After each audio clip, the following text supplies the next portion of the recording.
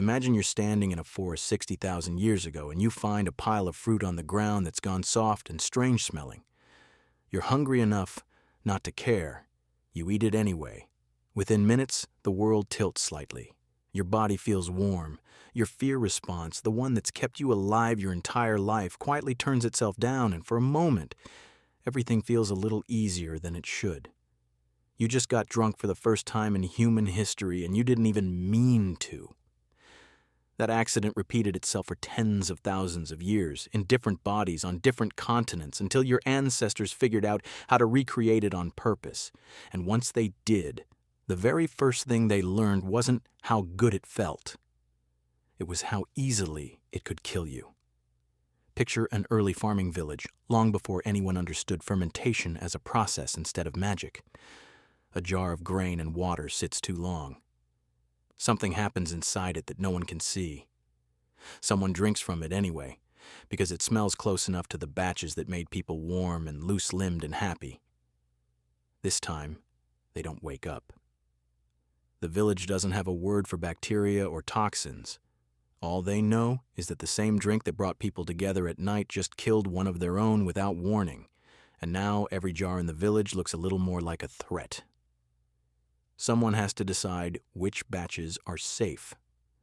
Someone has to taste it first every single time before anyone else is allowed to. That single death, repeated in some form in villages everywhere, is very likely the real reason alcohol was never allowed to stay simple. It became sacred and suspicious in the same breath, something worth protecting and something worth fearing, sometimes both, in the same household. Nowhere shows that tangled fear better than a custom that survived in ancient Rome for centuries. Married women were, by long-standing custom, forbidden from drinking wine at all. So male relatives developed a way to check. It was called the right of the kiss. A husband, a father, or a brother had the legal standing to kiss a woman in his own family directly on the mouth, not out of affection, but specifically to smell her breath for wine. If he found it, the consequences could be severe, and by some ancient accounts, a husband who caught his wife this way was legally permitted to kill her for it. Somewhere in Rome, a husband came home, greeted his wife with what looked like tenderness, and was actually running a test.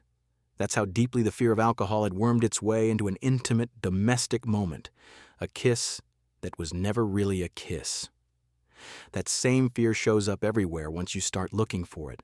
In Babylon, under Hammurabi's code, a tavern keeper caught watering down beer or overcharging a customer could be executed.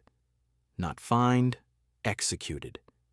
In parts of Aztec society, a young person caught publicly drunk could be put to death, while elderly citizens were legally allowed to drink freely on the belief that only the old had earned the right to lose control. And yet, at the exact same time in the exact same civilizations, alcohol was treated as something worth building your whole society around. The workers who built the Egyptian pyramids were paid in beer, several liters a day, as an actual wage, and one crew was proud enough of their ration to carve their own nickname into the monument, the Drunkards of Menkaure. In a cave in modern-day Israel, roughly 13,000 years ago, people who hadn't even invented farming yet were already brewing alcohol on purpose, next to their own dead, meaning your ancestors built rituals around this drink before they built houses. And once a year in ancient Egypt, that fear flipped completely into celebration. Historians call it the Feast of Drunkenness. Worshippers deliberately drank themselves into total unconsciousness as an act of religious devotion, collapsing in temple courtyards on purpose, while priests carried them from room to room, waking them with drumming, believing a goddess would speak through them in that state. The myth behind it was that this same goddess had once nearly wiped out humanity in a drunken bloodlust, and was only stopped when the gods flooded the land with beer dyed red like blood, tricking her into drinking herself unconscious instead of finishing the slaughter. Getting blackout drunk that day wasn't shameful. It was the entire point of showing up. So somewhere between a poison jar in a nameless village and a goddess drowned in blood-red beer, your ancestors built an entire relationship with this one substance out of contradiction. feared enough to kill you for drinking it, sacred enough to build a religion around losing consciousness from it. Both true, in the same civilization, sometimes in the same year, and that same pull is still sitting in you right now. The instinct that made a hungry primate chase the smell of fermenting fruit through a forest 60,000 years ago is the exact same instinct still active in your brain today, inherited fully intact, long before you ever had any say in the matter. You didn't invent that craving. You just happened to be born holding it, the same way every ancestor before you was, all the way back to a forest floor, one dangerous jar, and an accident that never really stopped happening. If nobody taught you this in school, that's why this channel exists. Subscribe if you want more of it, and drop a comment with whatever detail got you the most.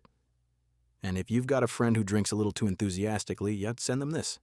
Tell them it's historical research. Bye. See you next time.